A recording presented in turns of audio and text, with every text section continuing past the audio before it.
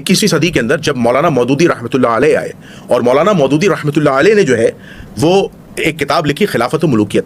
تو خلافت و ملوکیت کتاب میں انہوں نے خاص طور پر حضرت عثمان ابن عفان رضی اللہ تعالیٰ عنہ، حضرت معاویہ بن ابو سفیان اور ان کے خلاف جو ہے بہت سخت الفاظ استعمال کیے، اور انہوں نے اس کے تاریخ اسلام کے ریفرنسز بھی دیے. انہوں نے اپنی طرف سے یہ الفاظ یوز نہیں کیے. تو انہوں نے کہا یہ جو نظریہ اہل سنت ہے کہ تمام صحابہ عادل تھے اور تمام عمل میں بھی اور حدیث بیان کرنے میں، یہ نظریہ باطل ہے. اس کی وضاحت مولانا مودودی نے اپنی کتاب کے اندر واضح کی ہے. مولانا مودودی کا موقف تھا کہ صحابہ کرام صرف حدیث بیان کرنے میں عادل تھے، یعنی ہم ان کے عمل کی گارنٹی نہیں لے سکتے. تو یہ مولانا مودودی کا موقف تھا جس پر اہل سنت علماء نے ان پر چڑھائی کر دی، اور آج تک مولانا مودودی کی خلافت و ملوکیت کتاب پر تنقید ہوتی ہے. دیکھیں اہل سنت کے یہاں بہت سے ایسے محققین اور محدثین گزرے، میں نام لے لیتا ہوں. یہ 21ویں صدی کے ایک معروف محدث شیخ صدیق الغماری صاحب، انہوں نے واضح فتویٰ دیا ہے، چونکہ محدث اعظم گزرے سینٹرل ایشیا کے. ان کا واضح فتویٰ ہے کہ تمام صحابہ عادل نہیں تھے.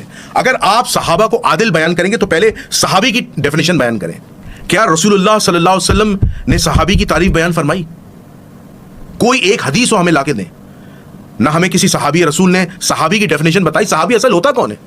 7ویں صدی میں جا کر رسول اللہ صلی اللہ علیہ وسلم کے انتقال کو جب 6 صدیاں گزر جاتی ہیں، 7ویں صدی میں ایک محدث اعظم پیدا ہوتے ہیں، علامہ حافظ ابن حجر اسقلانی رحمۃ اللہ علیہ. وہ صحابی رسول کی ڈیفینیشن بیان کرتے ہیں. یعنی رسول اللہ کے 600 سال کے بعد ایک محدث پیدا ہوتا ہے، وہ صحابی رسول کی ڈیفینیشن بیان کرتا ہے. اس سے پہلے 6 صدیاں جو ہیں وہ صحابی رسول کی ڈیفینیشن پتہ ہی نہیں ہوتی انہیں کہ صحابی کا مطلب کیا ہے. وہ بیان کرتے ہیں کہ جس شخص نے رسول اللہ صلی اللہ علیہ وآلہ وسلم کو ایمان کی حالت میں دیکھا اور رسول اللہ صلی اللہ علیہ وآلہ وسلم کا قرب نصیب ہوا تو وہ شخص صحابی رسول ہے. یہ سمپل ڈیفینیشن انہوں نے بیان کی. اب یہ رسول اللہ کا فرمان نہیں ہے، یہ ایک محدث کی رائے ہے جس سے اختلاف کیا جا سکتا ہے، اور اہل تشیع نے اختلاف کیا ہے.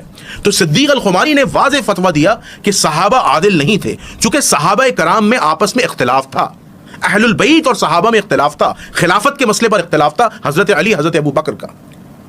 اور اسی طرح صحابہ کرام کے بہت سے ایسے فیصلے ہیں جس میں آپس میں اختلاف تھا، حضرت ابو بکر اور عمر کا اختلاف تھا.